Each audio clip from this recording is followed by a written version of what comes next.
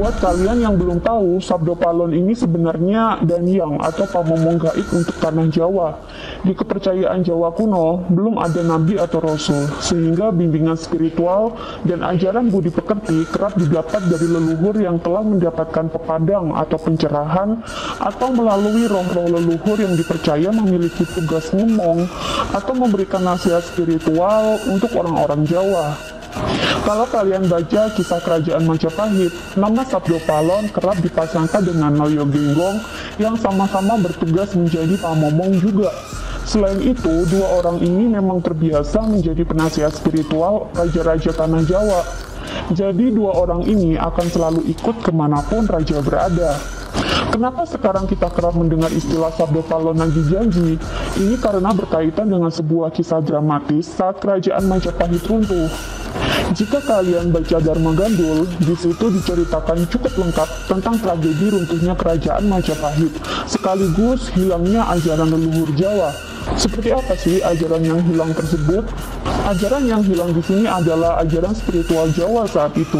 Ketika kerajaan Majapahit berjaya, agama Siwa Buddha menjadi agama resmi kerajaan. Agama Siwa Buddha sebenarnya adalah sinkretisme atau campuran antara ajaran Hindu dengan ajaran Buddha. Inti ajarannya adalah Budi atau kesadaran jiwa atau kesadaran murni kalau istilah kekiniannya. Jika kalian baca Dharma Gandul, di situ dikisahkan ketika Prabu Brawijaya kelima bertahta, ajaran Islam mulai berkembang di tanah Jawa.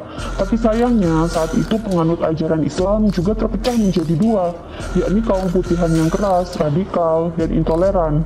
Ya, mirip kayak FPI dan HTI zaman sekarang lah. Nah, yang satunya adalah kaum abangan, yakni golongan Islam yang toleran, moderat, dan damai. Kudeta kerajaan Majapahit oleh kerajaan Demak di Dharma Gandul disebut-sebut karena pengaruh dari kaum putihan ini. Raden Patah yang anak kandung Prabu Brawijaya kelima sampai tega menyerbu kerajaan Majapahit karena beranggapan tidak apa-apa merebut kekuasaan dari seorang pemimpin yang kafir. Akibatnya kerajaan Majapahit hancur dan penduduknya yang bersikukuh tidak mau pindah ke agama Islam terpaksa melarikan diri. Salah satunya melarikan diri ke Gunung Bromo dan menjadi suku Tengger.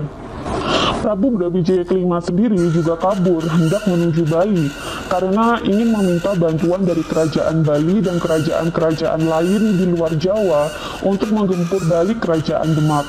Tapi ini berhasil digagalkan oleh Sunan Kalijaga melalui jalan persuasif. Bahkan Prabu Brawijaya kelima akhirnya mau masuk ke dalam Islam serta memaafkan Raden Patah.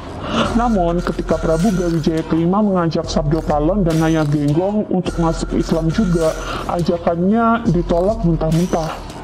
Penolakan Sabdo Palon ini juga bukan tanpa alasan, karena melihat tragedi yang terjadi di kerajaan Majapahit, Sabdo Palon menilai banyak orang-orang Islam yang tidak menjalankan agamanya dengan baik. Yang dimaksud di sini adalah banyaknya orang Islam putihan yang menjadi intoleran dan keras, sehingga mereka rela menyakiti orang lain demi alasan penegakan agama. Bahkan kitab-kitab Siwa Buddha saat itu pun disita dari rumah-rumah warga dan dibakar. Kekecewaan Sabdo Palon ini kemudian berakhir pada perpisahan Sabdo Palon dan Naya Genggong dengan Prabu Brawijaya kelima. Namun sebelum berpisah, Sabdo Palon sempat menuturkan beberapa hal terkait nasib tanah Jawa sepeninggalnya. Sabdo Palon berpesan bahwa ia akan pergi dan membiarkan tanah Jawa dikuasai oleh kerajaan Demak beserta penerusnya. Namun 500 tahun setelah tragedi tersebut, Sabdo Palon berjanji akan kembali ke tanah Jawa dan kembali menjadi pamomong tanah Jawa dengan menyebarkan kembali ajaran Budi. Kemudian ia juga berjanji akan membuat Nusantara kembali berjaya dan seluruh dunia bakalan terpukau oleh kemilau kejayaannya. Tragedi kudeta Majapahit oleh Raden Patah terjadi pada tahun 1478. Jika dihitung 500 tahun kemudian, maka tahunnya menjadi 1978. Di tahun 1970-an juga, ajaran spiritualitas New Age dan kesadaran murni dari Barat mulai berkembang dan menyebar kemana-mana. Kisah hancurnya Majapahit ini memang menjadi kontroversi setelah itu. Banyak yang menyangkal kebenaran dari Dharma Gandul, tapi ada juga yang setuju dengan isi yang disampaikannya. Tapi soal Dharma Gandul itu benar atau salah, itu bukan hal yang penting buat sekarang. Lebih baik kita mengambil hikmah dari kisah itu saja. Apa sih hikmah yang bisa didapat? Sabda Palon berjanji akan kembali ke tanah Jawa dan menyebarkan kembali ajaran Budi setelah 500 tahun dari hancurnya kerajaan Majapahit. Dalam surat Dharma Gandul dan Serat Jangka Sabda Palon, dikisahkan ajaran itu akan disebarkan ke seluruh negeri. Negeri yang mana lagi yang dimaksud kalau bukan Nusantara? Bila ada yang tidak mau menganut ajarannya, maka akan dimusnahkan. Dimusnahkan di sini banyak ditafsirkan orang sebagai dimusnahkan melalui seleksi alam atau bencana alam. Ajaran Budi yang dimaksud Sabda Palon kerap diceritakan sebagai ajaran budi pekerti. Tapi apakah ajaran Budi hanya terbatas pada budi pekerti saja? Dikisahkan setelah keruntuhan Majapahit, Nusantara akan terus dilanda angkara murka, penjajahan, korupsi, dan serangkaian tragedi sosial politik yang menguras ekonomi, pikiran, dan emosi rakyat. Dikisahkan di era tersebut, Nusantara akan mengalami degradasi moral. Banyak orang yang tidak berperi kemanusiaan, tega menyakiti dan membunuh sesama demi kepentingan pribadi. Korupsi, kolusi, dan nepotisme ada di mana-mana. Banyak orang lupa dengan tata krama, dan terlebih akan banyak orang yang lupa dengan jati dirinya sendiri. Sabda Palon menggambarkan selepas keruntuhan Majapahit, orang Jawa akan jadi Jawan, alias sudah hilang kejawaannya. Di situ akan banyak orang lupa dengan yang namanya budi pekerti. Karena itu, kembalinya Sabda Palon diramalkan akan mengajarkan kembali ajaran budi pekerti. Tapi kalau saya baca Dharma Gandul, sebenarnya ajaran yang dikembalikan ke Nusantara bukan sebatas budi pekerti saja, lebih tepatnya kesadaran. Dulu Sabda Palon mengatakan bahwa inti ajaran Siwa Buddha sebagai agama resmi Majapahit adalah budi alias kesadaran. Ini kaitannya adalah kesadaran spiritual atau kesadaran jiwa atau kesadaran roh atau kesadaran murni.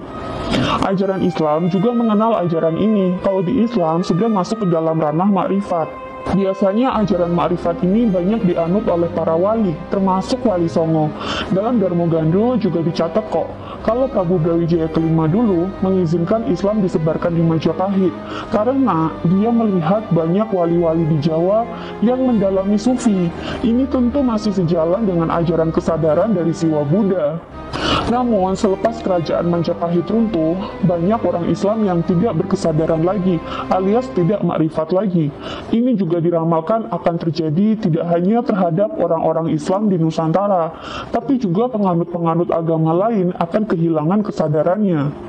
Orang beragama jadi sibuk menjalankan syariatnya saja, hanya sibuk di ritual dan doktrin, yang notabene ini hanyalah bagian kulit dari agamanya saja. Jarang sekali ada yang mau menghayati inti ajaran Islam atau tasawuf. Orang beragama jadi sibuk menghakimi itu salah, itu benar, sibuk menghakimi halal, haram, dan dosa neraka, sampai lupa bahwa esensi dalam beragama harusnya bisa membuat manusia semakin sadar dan terhubung dengan Tuhannya. Harusnya beragama bisa membuat manusia bersatu dan terhubung dengan Tuhan atau manunggaling kawula Gusti. Tapi karena ajaran kesadaran itu semakin lama semakin tidak populer, ya manusia jadi lupa dan jauh dengan Tuhannya. Mereka lebih sibuk mengejar surga aja, sampai lupa dengan toleransi dan kebijaksanaan.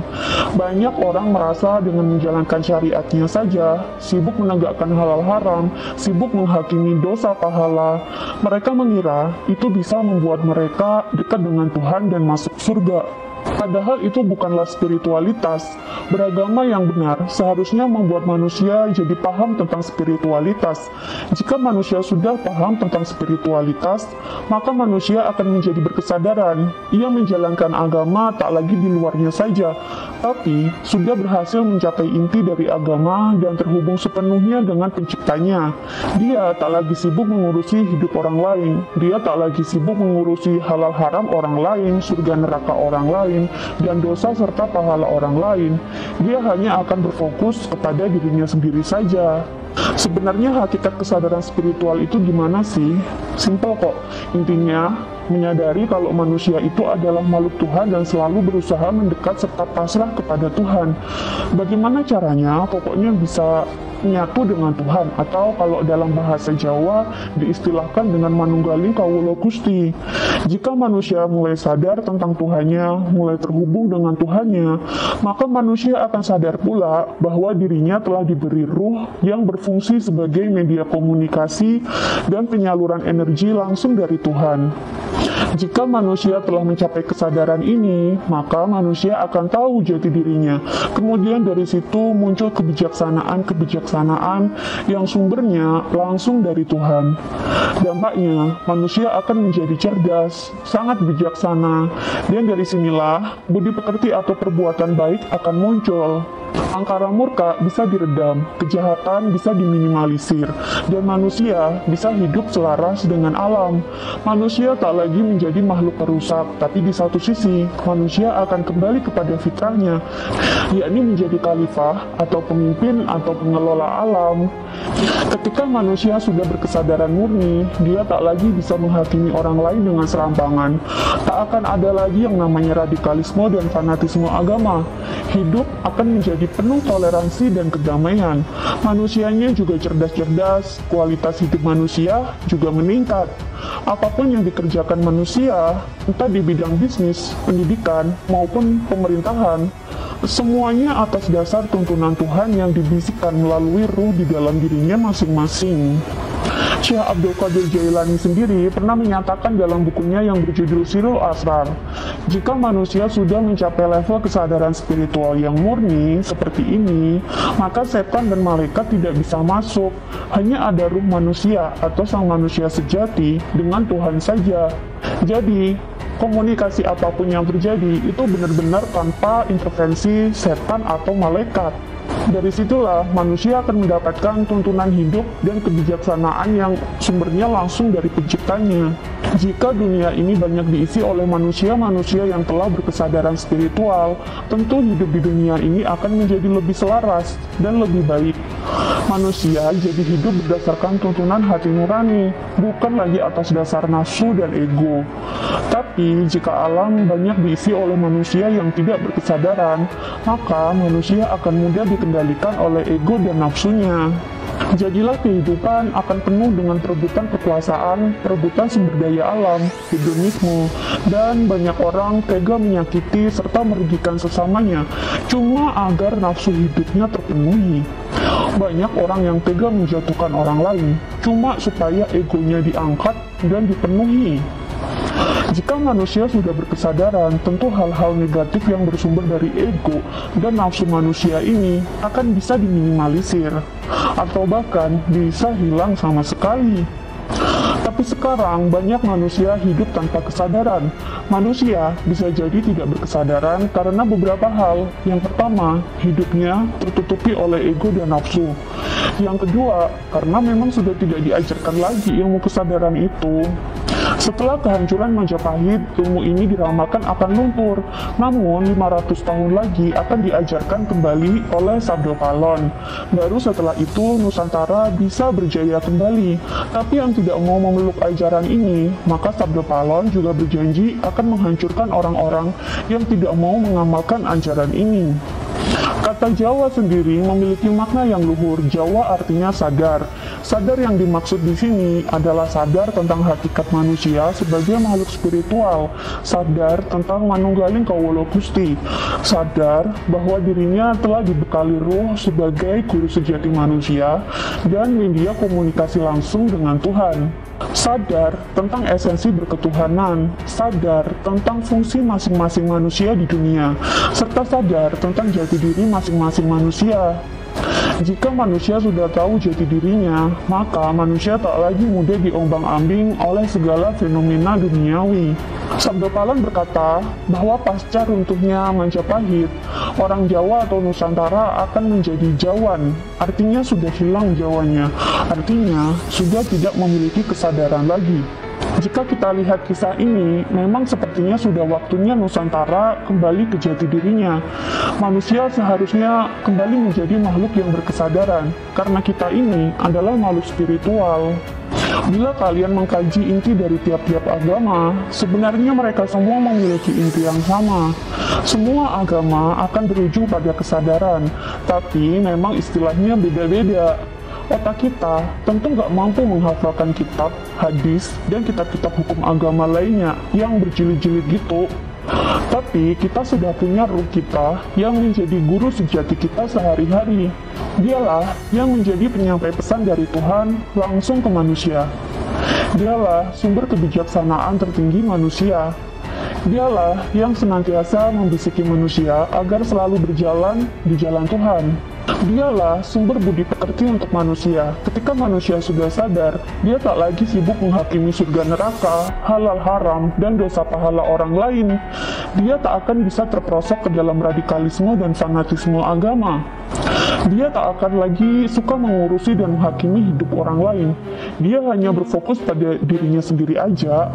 Hidupnya akan penuh dengan kedamaian dan toleransi.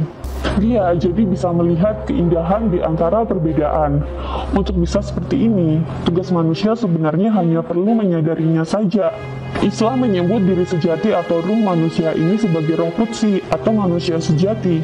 Kejawen menyebutnya diri sejati atau guru sejati atau sang limo pancer. Kristen menyebutnya roh kudus. Hindu menyebutnya Atman, Buddha biasanya menyebutnya Budi. Bahasa Indonesia menyebutnya Nurani atau hati nurani. Sabda Palon berjanji, bila penduduk Nusantara telah kembali kepada kesadaran spiritualnya, maka Nusantara akan bisa meraih kejayaannya kembali. Lalu apakah kisah Sabda Palon yang dijanji kini menjadi kenyataan? Memang sih kalian tak harus percaya tentang kisah ini, tapi bukankah kisah ini memiliki pesan yang baik? Semua orang tentu ingin hidup di dalam kedamaian, toleransi, dan keharmonisan kan? Supaya hidup yang seperti itu terwujud, maka manusia harus sadar dulu. Bila sudah kembali ke kesadaran murni kita, tentulah hidup kita akan terus mendapatkan bimbingan agar toleran, damai, dan selaras dengan semesta. Kebijakan dan kecerdasan juga akan meningkat. Dari sinilah budi pekerti akan muncul. Makanya banyak yang bilang ketika Sabda Palon nanti kembali, ajaran budi pekerti akan kembali diajarkan. Tentu saja, otomatis budi pekerti akan muncul bila manusianya sudah berkesadaran. Tapi apakah benar ajaran budi yang dibilang Sabda Palon ini sudah kembali diajarkan ke Nusantara? Kalau saya lihat sih kayaknya iya. Karena memang sekarang banyak fenomena orang-orang pada mengalami kebangkitan spiritual. Mungkin juga termasuk kamu. Kebangkitan spiritual ini maksudnya sisi spiritual manusia mulai hidup kembali. Agama memang mengajarkan spiritualitas, tapi tidak semua manusia beragama itu juga seorang spiritualis. Manusia yang sibuk mencela orang lain dan menghakimi surga neraka, halal haram, dan dosa pahala sudah jelas tidak memiliki spiritualitas. Ajaran agama yang dia amalkan hanya sebatas syariat dan di luarnya saja. Intinya atau spiritualnya tidak. Kalau kayak gini, hidupnya biasanya akan serba insecure, serba ketakutan akan neraka. Tapi di satu sisi juga akhirnya akan jadi mabuk agama karena pengen banget dapat surga. Alhasil biasanya malah menjadi toksik atau racun terhadap sekitarnya. Temennya nggak pakai hijab, udah didalilin katanya bakalan dibakar di neraka. Temannya beragama yang tidak sama dengan agamanya dia sudah dituduh menyembah setan atau syirik atau menyembah berhala. Ada orang masih tahlilan, diceramahi katanya itu bid'ah. Kalau kayak gini terus, malah jadi bahan perdebatan dong, dan bisa berujung pada perpecahan. Tapi, bila manusia sudah memiliki kesadaran spiritual, atau kesadaran jiwa, atau sudah mencapai kesadaran murni kembali, maka dirinya tak akan lagi sibuk ngurusi hidup orang lain. Dia hanya sibuk melihat ke dalam diri saja. Dia sibuk terus memperbaiki diri, sehingga apa yang dia kerjakan benar-benar berbasis pada kebaikan dan kebijaksanaan, dan semuanya itu bersumber dari hati nuraninya, bersumber dari diri sejatinya, bersumber dari guru sejatinya. Selama beberapa tahun terakhir ini, Nusantara memang dilanda radikalisme dan fanatisme agama. Ini tentu lama-lama akan membuat banyak orang menjadi bosan dan muak. Lalu akhirnya mereka akan mencari sendiri kebenaran dari setiap agama. Mereka mulai mempertanyakan hakikat kehidupan dan hakikat beragama. Dari sinilah biasanya kesadaran manusia akan timbul. Apalagi ini juga tak terjadi hanya di Indonesia saja loh. Di Barat pun, ajaran kesadaran murni mulai diminati. Manusia sudah lelah dengan segala macam politisasi agama. Banyak orang beragama hanya di luarannya saja, tidak mengamalkan intinya. Sehingga malah kepleset menjadi pribadi yang toksik dan suka menghakimi orang lain. Banyak yang merasa dirinya paling suci dan paling benar. Padahal, jika manusia mau melihat ke dalam diri dan fokus pada diri sendiri saja, disitulah sebenarnya manusia bisa memahami esensi sebenarnya tentang bertuhan dan beragama. Beragama tanpa berkesadaran juga membuat agama itu rawan menjadi alat politik sekelompok elit. Hanya demi bisa masuk surga, akhirnya rela menindas orang lain, suka menghakimi orang lain, suka mencela orang lain, suka menuduh orang lain sesat dan syirik. Hanya demi iming-iming surga dan ketakutan akan neraka, akhirnya rela mencoblos pemimpin yang sebenarnya nggak bisa kerja. Katanya sih, nggak apa-apa nggak bisa kerja, asal seiman dan bebas dari neraka.